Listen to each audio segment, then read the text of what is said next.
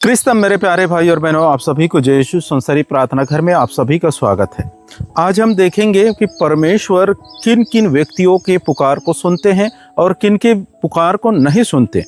देखिए, सबसे पहली बात क्या है कि परमेश्वर ने हम समस्त मानव जाति को बनाया, सारे सृष्टि को रचा और सभी जितने भी हम देखते हैं और जो नहीं देख पाते उन सब का निर्माता या बोले तो मालिक प्रभु ईश्वर ही है।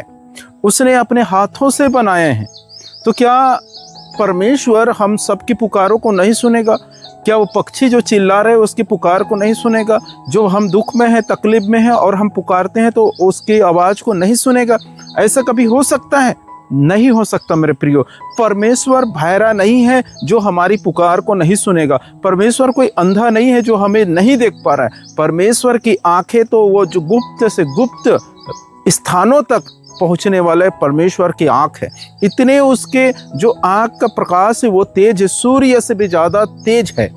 तो क्या हमारी आवाज़ों को नहीं सुन पाएगा? बहुत सारे लोग इसी जगह में अटक जाते हैं, रुक जाते हैं, कहते हैं कि परमेश्वर हमारी पुकार को नहीं सुन रहे, परमेश्वर हमसे नाराज है, परमेश्वर हमारी ओर देखते नहीं। यही हमेशा से शिकायत रहते हैं। देखिए मेरे प्रियो, मैं आज आपको बताना चाहता हूँ, परमेश्वर जो है ना वो हर किसी का पुकार को सुनते, हर एक इंसान की पुकार को सुनता है। बशर्ते पुकारने का तरीका अलग अलग होना चाहिए, पुकारने का आवाज़ देने का तरीका अलग अलग होना चाहिए। तब परमेश्वर हमसे प्रसन्न होकर सुनेंगे और हमारी आवाज़ को सुनेगा। देखिए, जब हम पढ़ते हैं यिर्मयाह के ग्रंथ में अध्याय 33 पद संख्या 3 में, तो यहाँ कुछ इस प्रकार से लिखा हुआ है, यदि तुम मुझे पुकारोगे तो मैं तुम्हें उत्तर दूंगा और तुम्हें वैसी महान तथा रहस्यमय बातें बताऊंगा जिन्हें तुम नहीं जानते। परमेश्वर के वचन में लिखा है, परमेश्वर स्वयं कहता है, यदि तुम मुझे पुकारोगे तो मैं तुम्हें उत्तर दूंगा और तुम्हें ऐसी महान तथा रहस्यमय बातें बताऊंगा जिसे तुम नहीं जानते। क्या परमेश्वर हमें हमारी आवाज़ों को नहीं सुनेगा? मेरे प्रियो, परमेश्वर हमारी आवाज़ को सुनते हैं। मैं आपको एक छोटी सी कहानी के द्वारा समझाना चाहूँगा और आशा और उम्मीद करता हूँ कि आप बिल्कुल अच्छी रीति से समझ जाएंगे।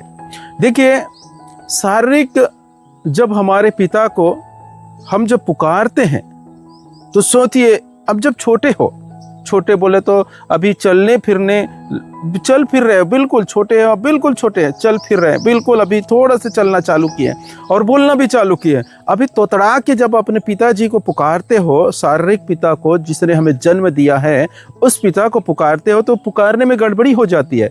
कभी कभी रे भी बोल देते हैं, कभी कभी कुछ भी शब्दों से पुकारते हैं, पप्पा रे बोले, पप्पा बे, ऐसा कुछ भी आप बोल रहे हैं तो वो क्या करेगा, पिताजी बड़ा खुश हो जाएगा और मुस्कुराते हुए आपको गला लगाएगा, मेरा बेटा बोलना सीख गया है, बोल रहा है। तो बोल रहा है इसलिए क्या है, कुछ भी बोल दिए तो भी वो खुश होगा, आनंद मनाएगा और लोगों से बोलेगा, उसी शब्द को दोहराएगा, मेरा बेटा ऐसे इस प्रकार से बोलता है, खुश होगा, पुकार को सुनेगा। ठीक है, अब जब बड़े हो जाओगे, परिपक्व हो गए, बड़े हो गए तुम 10 साल 15 साल के, उसके बाद आपके पप्पा को बे पप्पा ऐसे बोल के पुकारो तो कैसे करेगा? सुनेगा जरूर, लेकिन आपको झापड़ लगाएगा।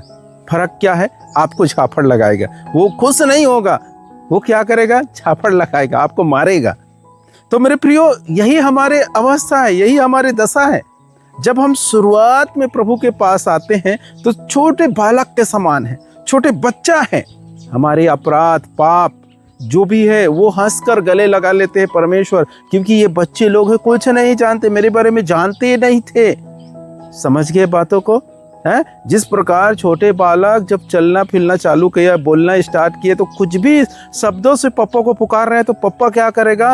हंसते हैं। शारीरिक पप्पा क्या करेगा? हंसेगा और गले लगाएगा, मेरा बच्चा बोलना चालू किया, खुश हो जाता है और दूसरे को भी बताते। लेकिन जब वही बच्चा परिपक्व हो गया, बड़े हो गया और उसी शब्द से बोलेगा तो क्या करेगा? झापड़ लगाता है। तो उसी प्रकार जब आध्यात्मिक पिता जिसने हमें बनाया, सारे सृष्टि को रचा, सारे सृष्टि का मालिक है, उसके पास जब हम पहली बार जाते हैं, यीशु मसीह के पास जब पहली बार आ गए, विश्वास में आ गए, तो उस समय क्या है? हम छोटे बालक के समान हैं और कुछ भी शब्दों से पुकारते हैं तो पप्पा हमारे खुश हो जाते हैं, हमें गले लगाते हैं। और जब हम 2 साल 3 साल 4 साल 5 साल के विश्वासी बन गए, सभी बातों में परिपक्व हो गए, उसके बाद जब उसी प्रकार पुकार रहे हैं तो क्या करेगा? हमें झापड़ लगाएगा। हमें झापड़ लगाएगा। हमारे शब्द अच्छे होना चाहिए। हमारे जब 10 साल के बाद हम 10 साल के विश्वासी हो गए तो हमारे शब्द अच्छा होना चाहिए, हमारे कार्य अच्छा होना चाहिए, हमारे व्यवहार अच्छा होना चाहिए, हमारे बोलचाल के भाषा अच्छा होना चाहिए, आदर सम्मान होना चाहिए। उस स्वर्गीय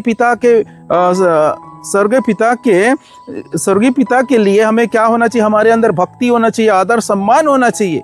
जब छोटे थे, बालक थे, कुछ भी बोलते थे, पिता हमें गले लगाते, लेकिन जब बड़े हो जाएंगे, परिपक्व हो जाएंगे तो गले नहीं लगाएगा, हमें झापड़ लगाएगा, सजा देगा।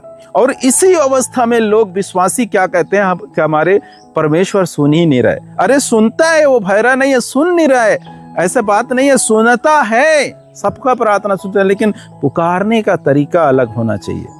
उस समय जब शुरुआत में आते हो तो अनजाने में गलती करते हो और पप्पा को पुकारते हो, वो गले लगाता है, लेकिन जब परिपक्व हो जाते हो, बड़े हो जाने के बाद जानबूझ के गलती कर रहे हो, इसके लिए हमें क्या करना है? पश्चाताप भाव से पुकारना है। ये कहना है कि परमेश्वर मैं एक धूल और मिट्टी हूं। जब अब्राहम के बारे में पढ़ोगे, इब्राहिम कौन थे? परमेश्वर का खास व्यक्ति थे। बोले तो उस बाइबल में कहता है परमेश्वर इब्राहिम को अपने मित्र कहते हैं, दोस्त कहता है, और इब्राहिम को विश्वासियों का पिता भी कहते हैं। उस व्यक्ति जब परमेश्वर को कहता है कि मैं आपकी एक छोटे से दास, मैं धूल और मिट्टी हूं, क्या मैं अपने ईश्वर के सम्मुख कुछ कह सकता हूं? इस प्रकार से आग्रह से प्रार्थना करता था। क्या कहता था? मैं एक धूल और मिट्टी हूं, मेरा कोई योग्यता नहीं है, प्रभु आप ही है जो मुझे चलाने वाला, आप ही है जो मुझे संभालने वाला। ये मनोभाव हर एक विश्वासी के अंदर होना चाहिए। इब्राहिम कौन था? परमेश्वर का दोस्त था, मित्र कहलाता है, विश्वासियों का पिता कहलाता है। फिर भी उसने क्या किया? अपने आप को और नीचे बनाता है, अपने आप को दीनहीन बना चाहे, धूल और मिट्टी कहता है। लेकिन आज हम विश्वासी थोड़ा से बढ़ जाते हैं, घमंड में फूल जाते हैं। इसी कारण से स्वर्गीय पिता हमारी प्रार्थनाओं को सुनकर अनसुना करते हैं, देखकर अनदेखा करता है, वो हमें उत्तर नहीं देते।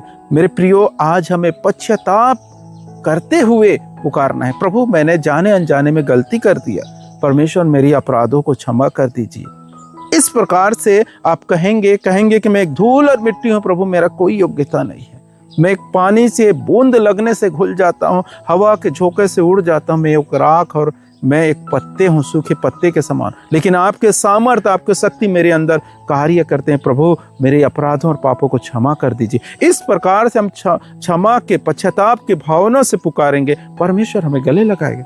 उड़ाऊ पुत्र की कहानी को आप जानते ही हैं।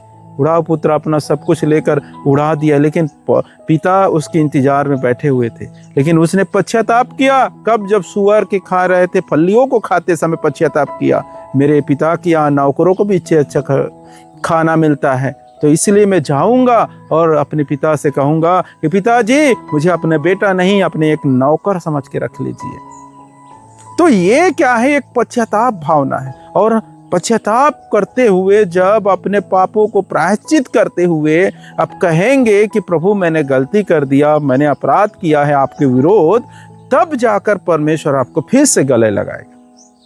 जब बच्चे रहते हैं तब हमें पेंसिल देता है, क्यों? पेन नहीं देता, क्योंकि गलती करेगा इसलिए उसे मिटा सकते हैं, लेकिन परिपक्व होने के बाद पेन से लिखना चालू करते हैं। तो यही फर्क है मेरे प्रियो। जब पहली बार आते हैं तो हम कुछ भी पुकारते हैं, हमारे स्वर्गीय पिता या हमारे शारीरिक पिता हमें गले लगाते हैं, क्योंकि वो जानते हैं बच्चे हैं, कुछ नहीं जानते। और जब हम परिपक्व हो जाने के बाद क्या होता है? हमें हमारे हर चीज को, हमारे स्वभाव को, हमारे आचरण को, हमारे सब कुछ को संभालते हुए पुकारना पड़ता है।